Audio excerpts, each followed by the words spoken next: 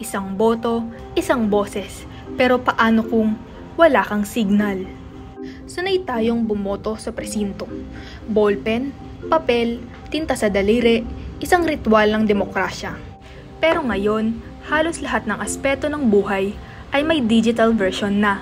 Mula pagkain, trabaho, edukasyon, at ngayon, pati eleksyon. From ballots to bandwidth, paano kung ang kinabukasan ng eleksyon ay nasa isang click na lang? Welcome to the digital age. Ako si Angel, isang second-year nursing student. Sa dokumentaryong ito, sisilipin natin kung paano binabago ng teknolohiya ang pagboto dito sa campus at sa mas malawak na konteksto ng ating demokrasya. Noong araw, kailangan pong pumunta sa classroom habang may hawak na papel para bumoto. Ngayon, ilang click na lang. Nasa bahay ka man o nasa klase, pwede ka nang bumoto. Anytime, anywhere. Dito sa Bulacan State University, hindi na papel at ballot box ang gamit sa eleksyon. University election ang naging testing ground ng digital democracy. Pero sapat na ba ang isang online link para masabing modern na ang halalan? Tila simple. Open the link, choose your candidate, click submit. Pero sa likod ng sistemang iyan, marami ang tanong. Totoo bang counted ang boto mo?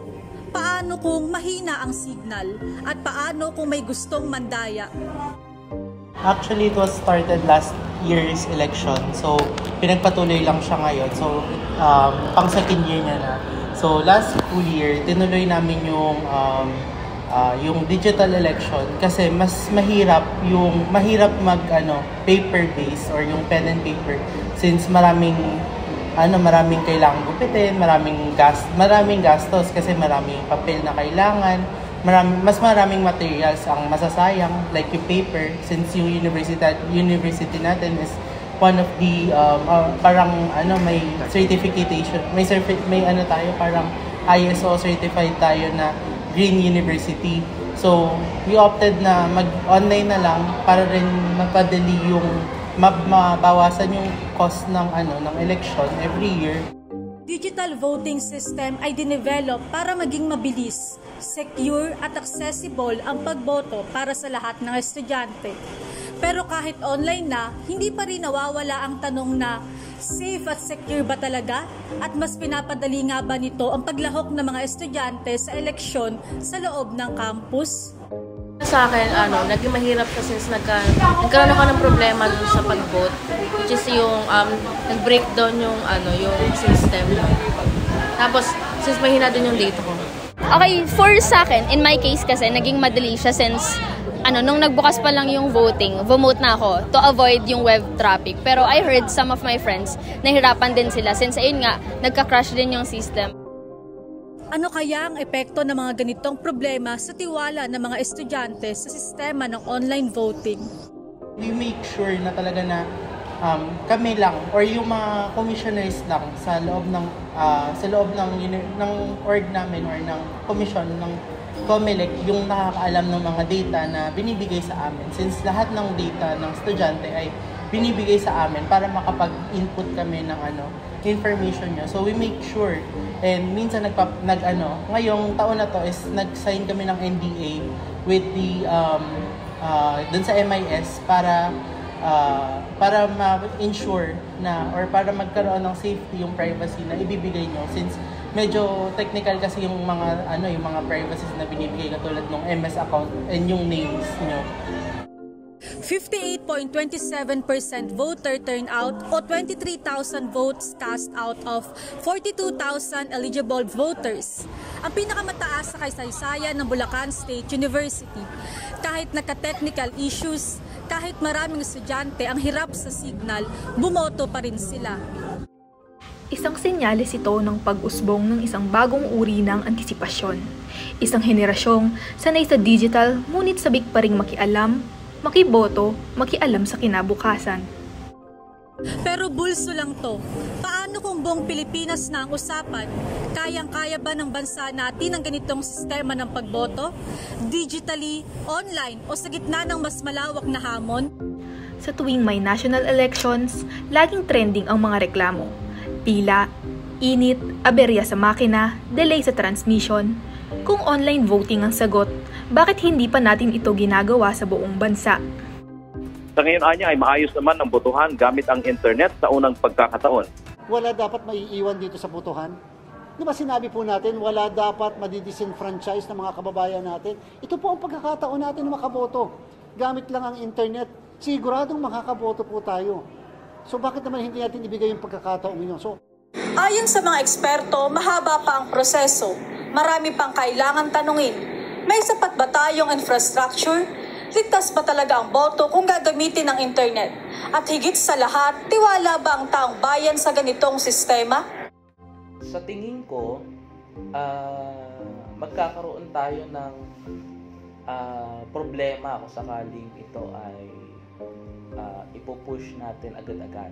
Unang-una, mayroon tayong problema sa digital infrastructures. May problema tayo sa connection sa Wi-Fi, may problema tayo sa mga devices, no? So hindi siya foolproof, no? Yun ang isa sa mga issues natin. So tapos aside doon sa may issue tayo ng accessibility, no? May issue din tayo ng integrity, because kung purely online yan, no, ay maaari na ma-manipulate yung mga datos. Halimbawa, imbes na itong taong ito, siya yung registered voter, siya talaga yung bumoto, maaaring mayroong ibang bumoto para sa kanya gamit lamang yung kanyang account. Mayroong mga issue ng identity theft, no, may mga issues ng vote buying ngayon, maaaring online na rin, no? So, in a sense, maaaring may issue tayo ng accessibility and integrity ng results ng election. Hindi lang ito usapin ng teknolohiya. Usapin ito ng access, edukasyon, seguridad, at tiwala.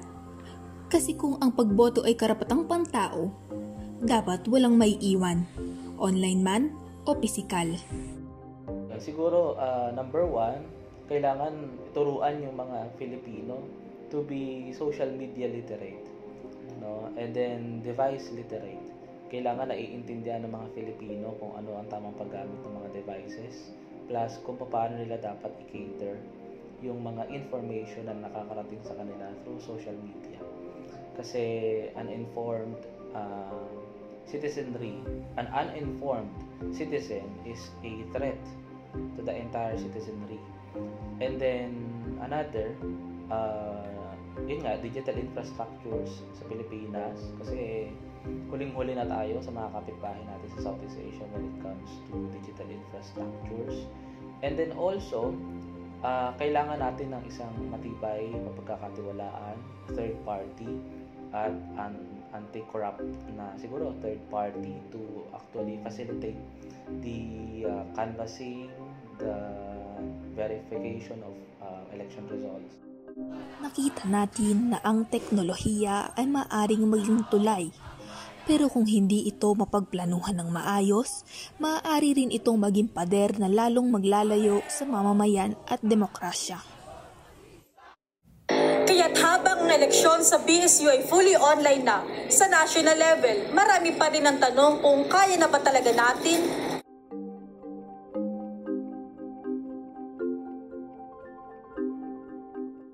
May mga nagsasabing posibleng sagot ang blockchain, isang system na secure, transparent at hindi basta-basta madidisrupt. Kaya ngayong bahagi na ng digital age ang eleksyon, tanungin natin, feasible ba ang blockchain voting system sa Pilipinas? Actually, it's a good tool then to use when it comes to systems that need more security measures pa nga, such as yung elections. So for example, no, ang pinaka-ginagamit kasi nating tool or mechanism sa election is ballots. So sa ballots, no. So kunwari, ako ay C1, isa akong voter. So meron akong ballot dito na ipapasa within a network of blockchain system. So naglagay ako ng data ko, nilagay ko dito lahat ng votes ko. Okay, goods tayo. Pinasok ko sa mismong network nila. So ibig sabihin, decentralized na siya. So ibig sabihin ulit noon is that lahat ay meron ng access doon, transparent siya, pero that also means na hindi na siya ma-edit. Kasi nga, kapag na-edit mo siya, or hypothetically, kapag in-edit mo siya, ibig sabihin, makikita nila, ba't mo to in-edit? Dapat hindi naman. So that's one more way of implementing more secure measures to existing systems. Ang teknolohiya ay patuloy na nagbabago at umuusbong, at kasama na rito ang pag-usbong ng mga bagong paraan ng pagboto. Para sa ilan, ito ang susi sa mas mabilis, mas malinis at mas accessible na paraan. Pero para sa iba, mas mahalaga pa rin kung ano ang nakasanayan. Ngayong nararanasan na natin ang online voting dito sa ating campus. Ang tanong ng marami, effective nga ba talaga ito o dahil madaling gawin kaya naging popular? Sa totoo lang, marami talagang advantages ito.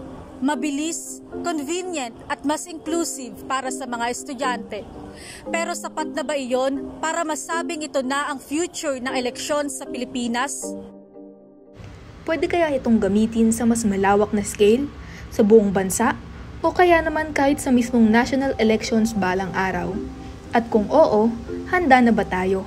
May sapat bang tech support, security, at tiwala ang mga tao sa ganitong sistema? Kasi dahil mga tao kahit anong gamitin nating manner of election, sa totoo lang, kung dadayain at dadayain ng eleksyon, dadayain niya. Mamamanipula ang resulta ng eleksyon. So kung naiintindihan ng mga tao kung ano yung function nila tuwing eleksyon at kung gaano kahalaga yung mga boto nila tuwing eleksyon, regardless kung digital man yan, manual or hybrid, ay banta sa ating demokrasya yung anumang tangka na manipulahin yung resulta ng eleksyon, anumang moda ang gamitin natin. Sa kabila ng mga katanungang ito, mahalagang tandaan ng lahat na hindi sapat ang teknolohiya lamang. Kailangan pa rin natin ng pantay na access, sapat na kaalaman at boses para sa lahat. Dahil ang pagboto ay hindi lang tungkol sa pagpili ng leader. Ito ay isang kapangyarihan para ipahayag ang ating karapatan at makilahok sa mga desisyong may apekto sa ating buhay.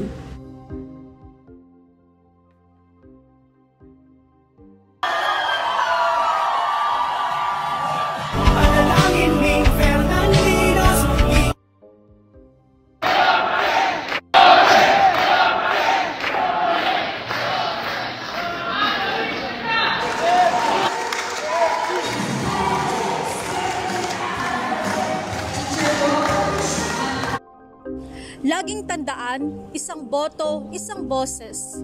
Pero para marinig ang lahat ng boses, kailangan nating tiyakin na walang maiiwan, mapa-online man o offline.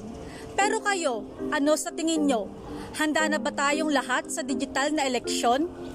Ako si Angel at ito ang kwento ng pagbabago, from ballots to bandwidth.